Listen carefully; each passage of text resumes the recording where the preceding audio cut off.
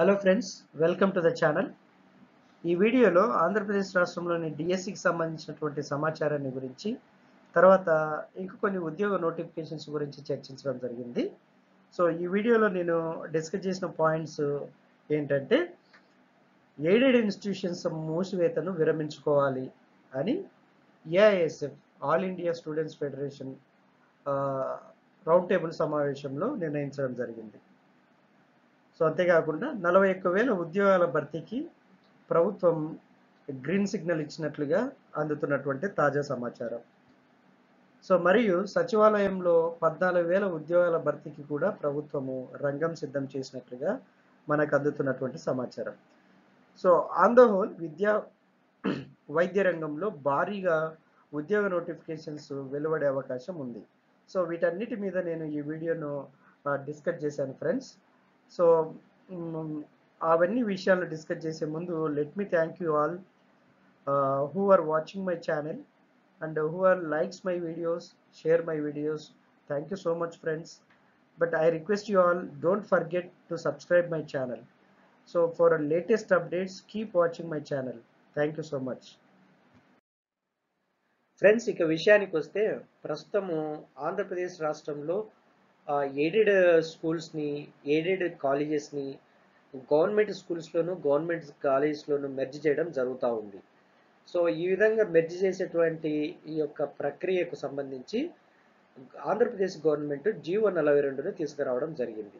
ఈ జీవో 42 ద్వారా aided ఇన్స్టిట్యూషన్స్ని government ఇన్స్టిట్యూషన్స్లో merge చేయాలన్నటువంటి ప్రాసెస్ ఇప్పుడు జరుగుతూ ఉంది. అయితే ఈ మెర్జ్ చేసే ఎయిడెడ్ ఇన్స్టిట్యూషన్స్ నుంచి గవర్నమెంట్ ఇన్స్టిట్యూషన్స్కి మెర్జ్ చేసేటువంటి ఈ ప్రక్రియను విరమించుకోవాలని ఏఐఎస్ఎఫ్ రౌండ్ టేబుల్ సమావేశంలో వక్తలు తమ అభిప్రాయాన్ని వ్యక్తపరిచినట్లుగా మనకు అందుతున్నటువంటి తాజా సమాచారం.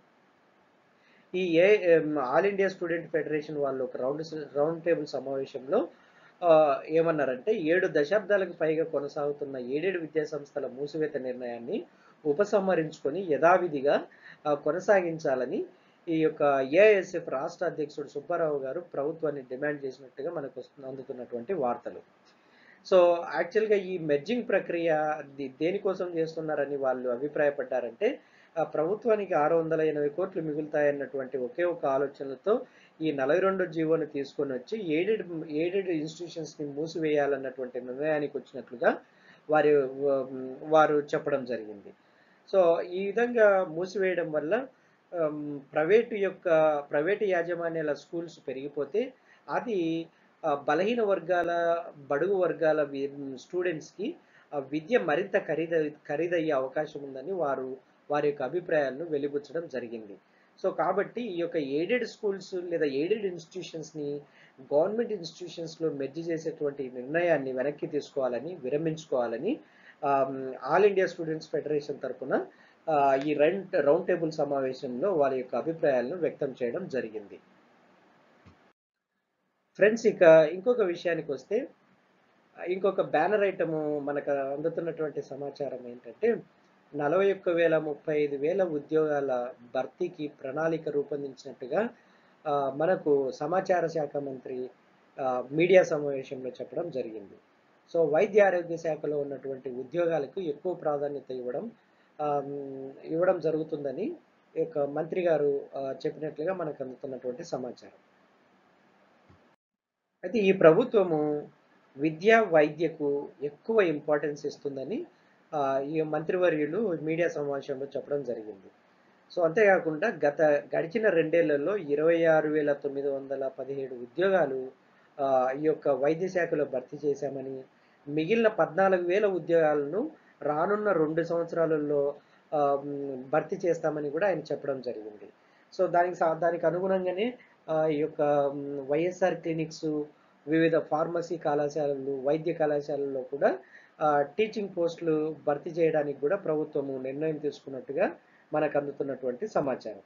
సో దీని అంతటిని బట్టి చూస్తే, ఇటు ఎడ్యుకేషన్ సైడ్ కానీ, ఇటు మెడికల్ సంబంధించిన సైడ్ కానీ, మెడికల్ సెక్టర్లో కానీ, ఎడ్యుకేషన్ సెక్టర్లో కానీ ఒక వినూత్నమైనటువంటి సంస్కరణలు చేపట్టి సో రాష్ట్రాన్ని అభివృద్ధి ప్రదంలోనికి నడిపించాలన్నటువంటిది ప్రభుత్వం యొక్క దృఢ సంకల్పంగా మనకు అందుతున్నటువంటి సమాచారం. సో ఈ గత 2.5 కాలంలో 26,917 ఉద్యోగాలు భర్తీ చేశామని మిగిలిన 2 సంవత్సరాల కాలంలో 14,000 ఉద్యోగాలు వైద్య శాఖలో భర్తీ చేస్తామని చాలా క్లియర్గా చెప్పారు. అంతేకాకుండా ఈ యొక్క ఎడ్యుకేషన్ రంగంలో కూడా ఈ డిసెంబర్లో టెట్ ఎగ్జామ్ కండక్ట్ చేసి జనవరి 2022 మొదటి భాగంలోనే మెగా డిఎస్సి నోటిఫికేషన్కి దాదాపు 30,000 పైచులకు ఉపాధ్యాయ పోస్టులకు ఖాళీలు భర్తీ చేయడానికి అంత సిద్ధమైనట్లుగా ప్రభుత్వం నుంచి మనకు అందుతున్నటువంటి సమాచారం. సో ఫ్రెండ్స్, మనకు అందుతున్నటువంటి ఈ సమాచారాన్ని బట్టి చూస్తే ఇటు ఎడ్యుకేషన్ సిస్టంలో కానీ ఇటు మెడికల్ సిస్టంలో కానీ సో ఒక పెద్ద భారీ రిక్రూట్మెంట్ ఎడ్యుకేషన్ సైడ్ డిఎస్సి రూపంలో వస్తుంటే ఇంకొక భారీ రిక్రూట్మెంట్ మెడికల్ వైద్య శాఖలో దాదాపు 40,135 పోస్టులకు ఇంకొక నోటిఫికేషన్ వస్తూ ఉంది. సో అందులో ఆల్రెడీ వాళ్ళు చెప్పినట్టుగా 26,000 పైచులకు ఉద్యోగాలు ఆల్రెడీ భర్తీ చేశారు. మిగిలిన 14,000 భర్తీకి త్వరలోనే నోటిఫికేషన్ రాబోతుంది. సో ఇది మన డిఎస్సికి సంబంధించినటువంటి ఇన్ఫర్మేషను, వైద్య శాఖలో సంబంధించినటువంటి ఉద్యోగాలకు సంబంధించినటువంటి విషయము ఫ్రెండ్స్.